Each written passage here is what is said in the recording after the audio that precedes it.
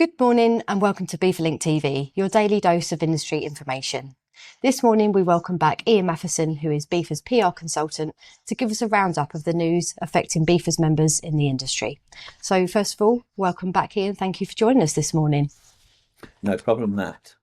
Some news last week was a report by the All-Party Parliamentary Group for Freight and Logistics, which shed new light on the rise of freight crime and its serious impact across the UK.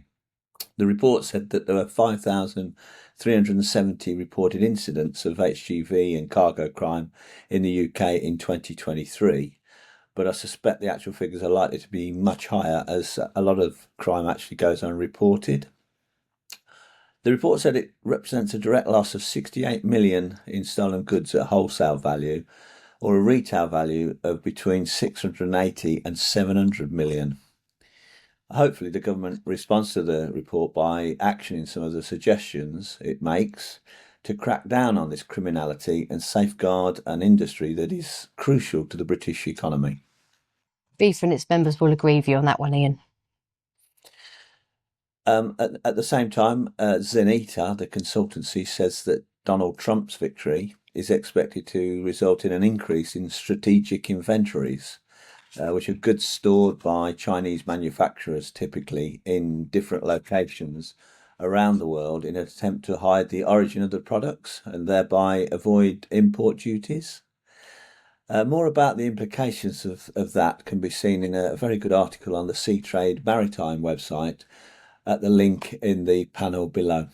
Yes, I hear that trade is booming between China and Mexico, and many think a lot of those shipments are ultimately bound for the USA. Yes, that's the case, Natalie. And on the same issue of container shipping, the industry analyst John McCowan got lots of coverage last week with his figures that he reported about net income in the third quarter of 2024. Soaring to 26.8 billion for the container shipping lines, and that's a 164% increase from the previous quarter. The articles spotlight how that impressive growth trend, which began in the first quarter of 2024, has been primarily fueled by capacity tightening in the Red Sea, as well as strong global demand. It's a dramatic upswing that follows a period of declining earnings that lasted for 6 consecutive quarters after the industry's peak earnings of US dollars 63 billion in the second quarter of 2022. And again, more details can be seen on the websites that I've provided links for. That's right, and those are mind-boggling figures, Ian. They certainly are. I wish I had a few of those dollars.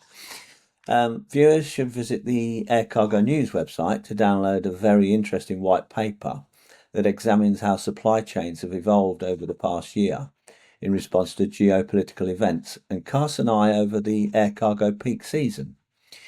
The white paper also takes a look at prospects for the air cargo market in 2025, and it's free. Well, that sounds very interesting document, Ian, and as the saying goes, you'll never look a gift horse in the mouth. Absolutely. Another article on the same Air Cargo News website suggests that 2025 could see a lack of air cargo capacity as passenger aircraft additions ease, additional freighters remain in short supply, and e-commerce demand remains strong. The article is based on comments by Rotate Chief Executive Ryan Keyrouse, speaking at the recent TIACA Air Cargo Forum in Miami.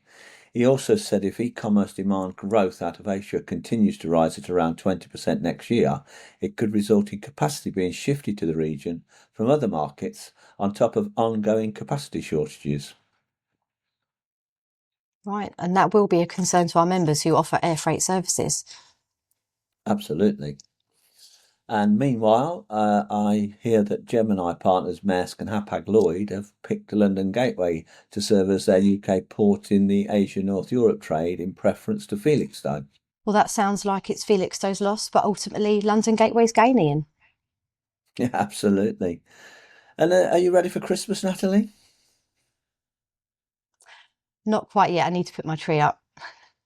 Well, you better get your skates on, because I read some research from Venturus which is a global supply chain collaboration network, that revealed that 43% of UK business leaders experienced delays in the English Channel in 2024, prompting concerns that such delays could impact supply chains over the upcoming peak season.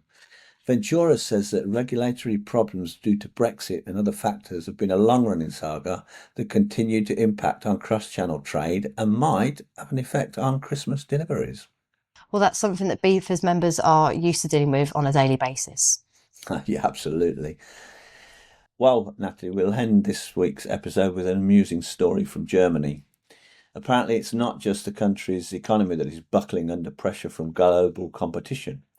The Wall Street Journal reports that the home team was recently knocked out the Stapler Cup, which is the world's most prestigious forklift racing event, a sport that Germany has dominated for many years, apparently. It would appear that era is coming to an end, just as German industry is losing out to competition from China, and as Volkswagen, the country's largest employer, is planning to close factories for the first time ever. Germany beat China in this year's forklift driving contest, but lost out to the underdogs and the eventual gold medalists, Belgium, in the semi-finals. Interesting. Sounds like it's about time they let their neighbours have a win, hey Ian? Indeed. Thank you again, Ian, for joining us this morning and for providing BIFA members with an update on what's going on in our industry. That's all for today's episode of BIFA Link TV, your daily dose of industry information.